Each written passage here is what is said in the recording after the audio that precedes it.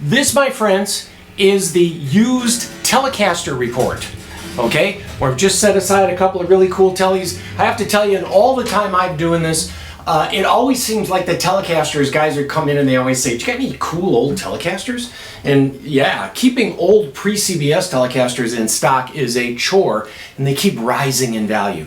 So let's look at some custom shop. If you're used to playing pre-CBS guitars, you may want to look at some of these just as more of a value thing for us. We've got a couple of used custom shop. We've got quite a few new custom shops.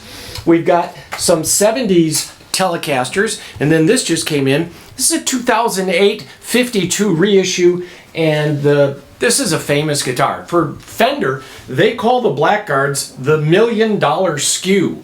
What? A SKU is a product. You make a SKU, and each one they make, whether it's a Squire or a custom shop, is worth about $1 million a year because they are so popular.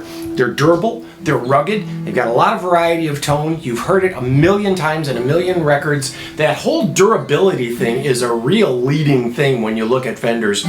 You drop a Gibson and it'll break. You drop a Fender and you could keep smashing it against a sidewalk and it's probably going to be in tune. I exaggerate the point. I am playing through a Matchless Lightning, but this is a Samson era Matchless Lightning. And for those of you that are not in the know, look that up. These are going to be a thing that rises in value with time. These Samson era Matchlesses. We were the largest dealer in the country of that era Matchless in the 90s. Now, here, 52 Tele.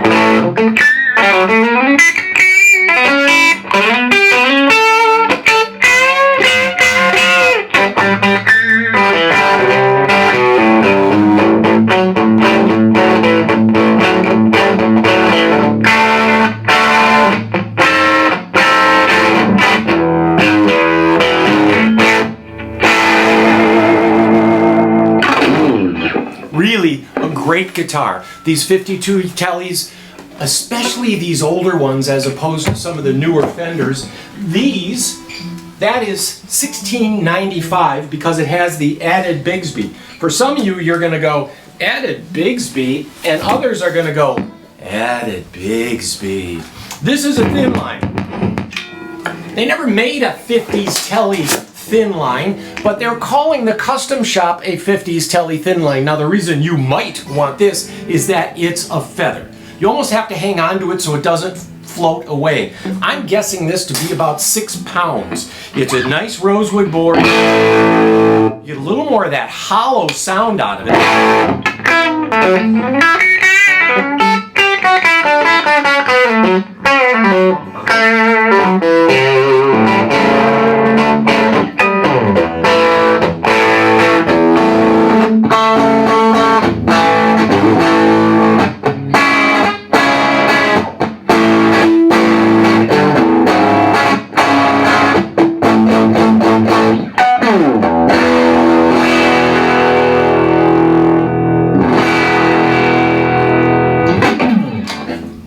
Great sounding guitar, and you hear that kind of ooh, that hollow sound. This is 55 new and it's 35 used. This is a cool thing, and a lot of guys come in, we're looking at this, it's the 70s stuff is going up in value too as the 50s and 60s Telecasters rise. The rising tide lifts all the boats, and the 70s ones are really coming up in value. And I might suggest to any of you out there looking for an older Tele, the current 70s Teles won't stay at this price for long. This one's been refretted. You can hear this mismatched with the pickup here. This is a humbucking pickup. Not much difference in output. Bridge pickup.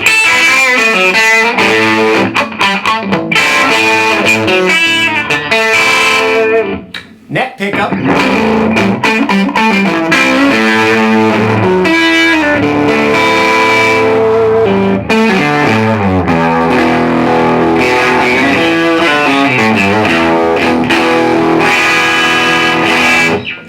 A lot of key Keith Richards stuff was recorded with this guitar. I've had a chance to play that guitar quite a few times. The black one with the humbucking, and that, bought it in 1974. This is a 1974 in a natural finish, and really a cool guitar. This is $4,700, and the new refret is something that you want to consider when you're buying used guitars from the 70s. A refret is good. Okay, now this last one is one we just got in fairly recently, 2013 custom shop Nocaster. Gibson or Fender came out with the Broadcaster at first.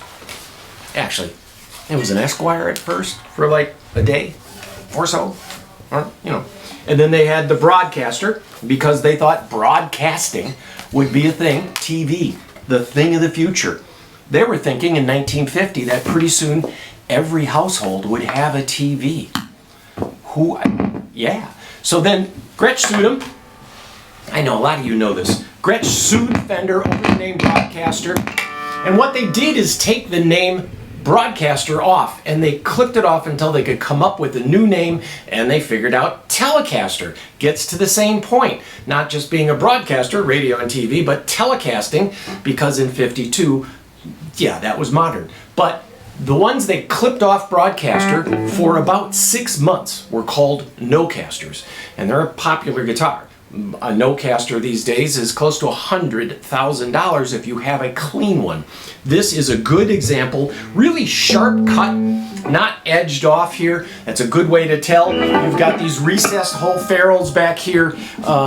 You've got things like, you know, the straight end screws. All of that doesn't really matter, but it's a cool thing because you've got something that really is dedicatedly like a Nocaster. Big neck. That adds to the sound. If you have a string vibrating back and forth like this, the neck, if you have some density, some mass, will add to the sustain and add to the volume of a guitar, both acoustics and electrics. I'll turn this down. It's really a resonant guitar. I doubt that mic can hear it after I'm torturing it with this amplifier, but it really does have this real good resonance on this. We all look at this and go, man, why is this still here? This usually would go. This is 3250. It's a 2013 custom shop. All of these are custom shops, or two of these are custom shops, and you can tell from that logo in the back of the neck, that custom shop logo. But this guitar has a powerful flat pole pickup. Someone asked me what's a flat pole pickup. Well, that pickup, if you look close, has raised poles. They're slightly over the pole of the pickup, right? So those raised poles are meant to follow the curve of the fingerboard. And this one, the pole pieces don't stick out, and that's called a flat pole. There is no curvature. The middle pole pieces do not stick up. Does that mean anything on its own? No. It just means that the flat pole pickups from these early 50s were dealing with early 50s amplifiers, and they had more output.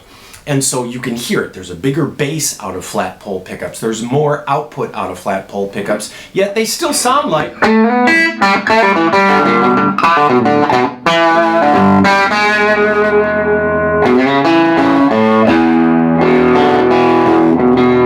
Still sounds like a Tele.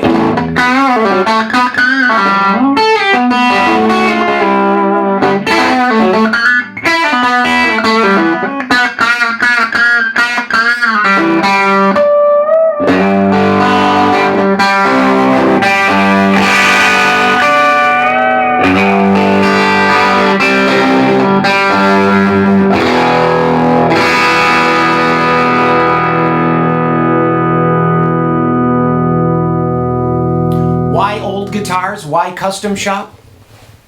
It's the wood, baby. Old wood sounds better.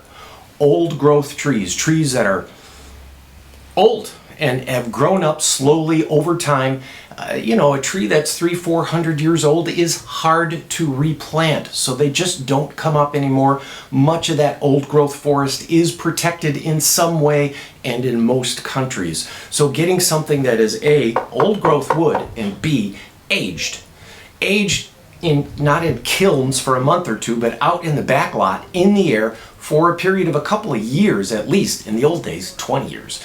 And then brought in, kiln dried to 5% moisture content, and then voila, she's ready to go. And this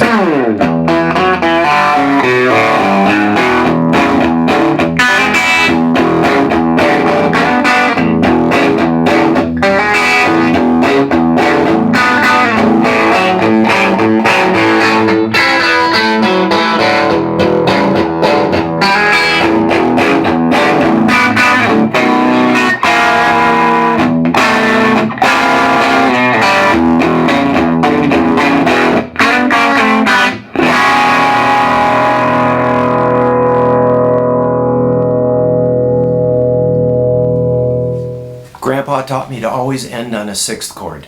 That's it for me. Use Teles.